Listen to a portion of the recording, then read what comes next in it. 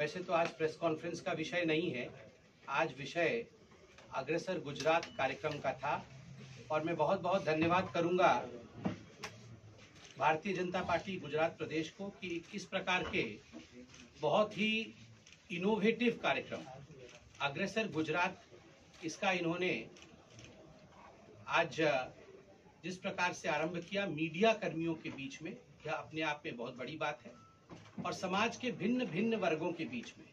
मैं देख रहा था आदरणीय पीयूष गोयल जी भी व्यापारियों के साथ वार्तालाप कर रहे थे, तेजस्वी सूर्या जी भी जो हमारे युवा मोर्चा के अध्यक्ष हैं, वो युवाओं के साथ आज अहमदाबाद में वार्तालाप कर रहे हैं, उनसे भी सुझाव ले रहे हैं। और ये सुंदरता भारतीय जनता पार्टी की लोकतांत्रिक प्रक्रिया की है कि जब भी चुनाव आता है तो घोषणा पत्र बनने से पहले, उसकी निर्मिति से पहले सभी वर्गों से सुझाव लिया जाता है। तो मेरा आज मुख्य विषय था कि इसके अंतर्गत जो हमारे मीडिया के बंधु हैं, चतुर्थ स्तंभ के बंधु हैं, उनके बीच में आऊं, उनसे वार्तालाप करूं, उनके साथ बातचीत करने के पश्चात जो भी सुझाव मीडिया के बंधुओं का हमारे घोषणा पत्र के लिए हो, वह एक मत पेटी में, एक सुझाव पेटी में उनके मत को वहां डाला जाए।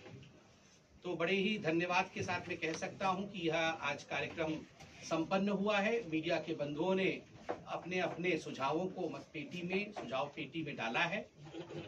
और जहां तक अग्रसर गुजरात यह जो कार्यक्रम है इसका संबंध है, इसकी भी एक एक्रोनिम बनाया है, एक शॉर्ट फॉर्म है और एक उसका लार्जर पर्सपेक्टिव है।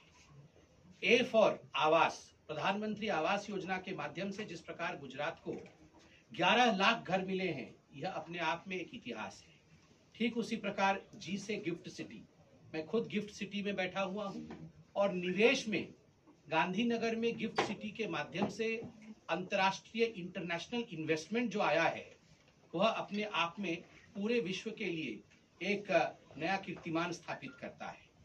और अगर गिफ्ट सिटी बनती है तो आर से रोजगार भी बनता है, आर से रोजगार अर्थात एम्प्लॉयमेंट भी होता है, और ई से इलेक्ट्रिसिटी।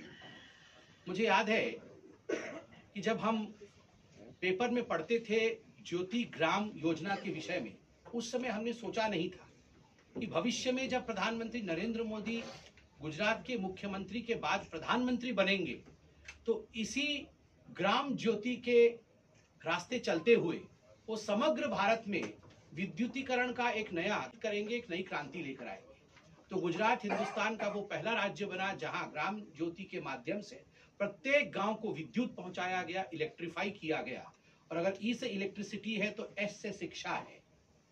स्वाभाविक रूप से जिस गुजरात में पहले कांग्रेस के समय में मात्र 23 इंजीनियरिंग कॉलेज थे, आज गर्व के साथ गुजरात कह सकती है कि नरेंद्र मोदी जी के नेतृत्व के पश्चात आज गुजरात में 133 इंजीनियरिंग कॉलेज है।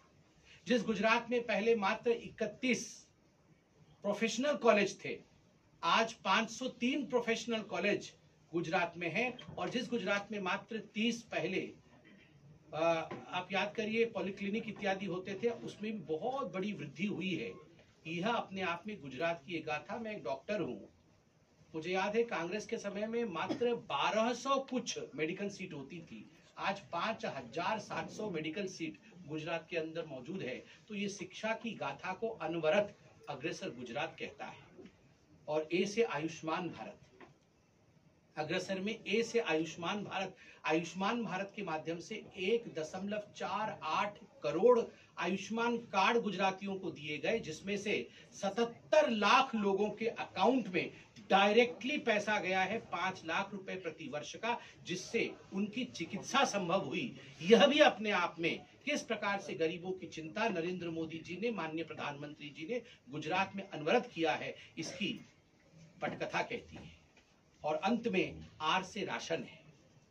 आप याद करिए 2 वर्षों से भी अधिक का समय हो चुका है, आज भी कोरोना से समय से लेकर आज तक जो राशन बांटने का काम 80 करोड़ से अधिक हिंदुस्तानियों को पूरे भारतवर्ष में, और लगभग 71 परिवारों को, 71 लाख फैमिलीज को, 71 लाख परिवारों को गुजरात में नरेंद्र मोदी जी मुफ्त राशन केंद्र से भेज रहे हैं।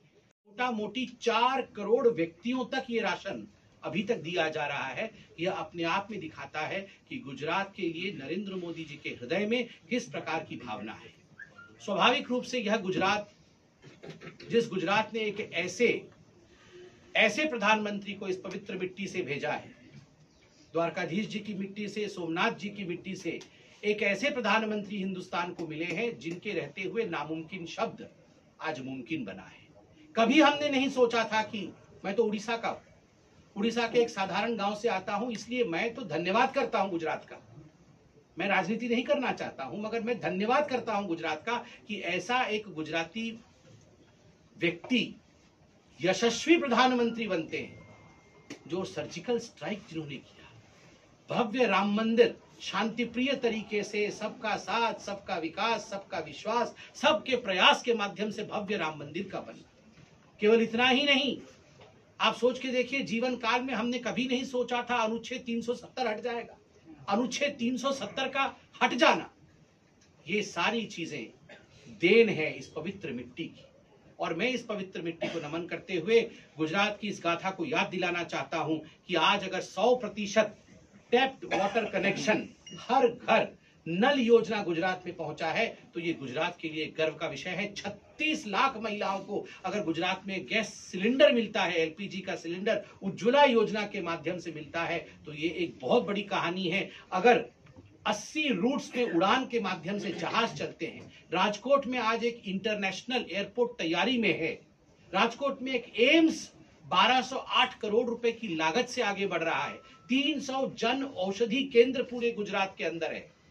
गुजरात में मोडेरा के विषय में नरेंद्र मोदी जी ने सोलार प्लांट का जिक्र करते हुए कैसे पूरे विश्व का एक पहला सोलार विलेज बना है मोडेरा, यह अपने आप में गुजरात को कीर्तिमान स्थापित करता है। जहां तक गुजरात के कीर्तिमान का विषय है, इस कीर्तिमान के विषय में जितना कहा जाए उतना कम है। 800 करोड़ रुपए जो लैक्टेटिंग एंड प्रेग्नेंट महिलाएं हैं, जो गर्भवती महिलाएं हैं, उन महिलाओं के लिए 800, उन बहनों के लिए, उन माताओं के लिए 800 करोड़ रुपए इस बजट में, ताकि उनको हम प्रोटीन से भरपूर डाइट, तुअर दाल, चना का दाल और एडिबल ऑयल, यह उनके घरों तक पहुंचाया जा सके। इसकी चिंता नरेंद्र मोदी जी ने, इसकी चिंता गुजरात की भारतीय जनता पार्टी की सरकार ने किया है। मैं सिर्फ इतना कहना चाहता हूं कि एक तरफ विश्वास खड़ा है, एक तरफ एक इस प्रकार का वातावरण खड़ा है जिस वातावरण ने 27 वर्षों तक, प्रत्येक गुजराती आज इस बात का गर्व करता है कि मैंने इस गुजरात को बनाया है। जो गुजरात आज पूरे हिंदुस्तान और पूरे विश्व में, अमेरिका में भी जाता हूं मैं, तो वहां पर भी कोई ना कोई गुजराती जरूर मिलता है और गर्व के साथ कहता है कि आज की गुजरात बदला हुआ गुजरात है। और जब नरेंद्र मोदी जी कहते हैं मैंने इस गुजरात को बनाया है, यह विश्वास प्रत्येक गुजराती का है कि प्रत्येक गुजराती ने अपना विश्वास एक ऐसी पार्टी में, एक ऐसे व्यक्ति में, एक ऐसे सुपात्र में जताया जिसने कर्ज के साथ उस विश्वास को चुकाया है। आपने विश्वास किया मोदी जी पर और मोदी जी ने कर्ज के साथ हॉस्पिटल, बिजली, पानी, सड़क, ये स्वाभिमान गुजरात का, ये आप सबका देन है। इसलिए उड़ीसा से आकर मैं आप सबको आज नमन करता हूं, धन्यवाद करता हूं। मगर वहीं दूसरी ओर कुछ ऐसी शक्तियां खड़ी हैं जो केवल अपने स्वार्थ के लिए, वो विश्वास के लिए नहीं, वो तोड़ने के लिए है, वो जोड़ने के लिए नहीं। यात्रा तो जोड़ने के नाम से करते हैं, किंतु काम तोड़ने वाले करते हैं।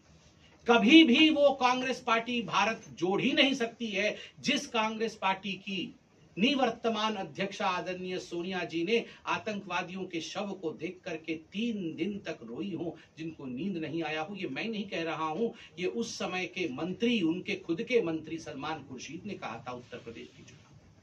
वह कांग्रेस पार्टी भारत कभी जोड़ नहीं सकती है जिसको लगता है राम का अस्तित्व ही नहीं है, जिस राम के अस्तित्व को, ऐसा कहने वाली कांग्रेस पार्टी। और अभी कर्नाटक में उनके अध्यक्ष ने जिस प्रकार से हिंदुओं को गाली दी है, यह भी हमने देखा है। वह कांग्रेस पार्टी कभी भी भारतवर्ष को जोड़ नहीं सकती है। जो कांग्रेस पार्टी वैक्सीन, कोविड के वैक्सीन पर राजनीति करती है, वो कभी नहीं जोड़ सकती है। तो इस बात में कोई दो मत नहीं है कि गुजरात भारतीय जनता पार्टी के साथ, नरेंद्र मोदी जी के विकास के विचार के साथ संपूर्ण रूप से खड़ी है। और इतना ही कह के मैं अपने वक्तव्य को समाप्त करूंगा। और चूंकि ये बाइट था, ये आदान प्रदान का विषय नहीं है। जो भी प्रश्न उत्तर इत्यादि मैंने सभी प्रश्नों का बहुत ही विस्तार से जानकारी अपने कार्यक्रम में दिया है। वहां भी आप लोग मौजूद थे। बहुत बहुत धन्यवाद। आप सबका बहुत बहुत आभार। आप સૌનું સ્વાગત છે।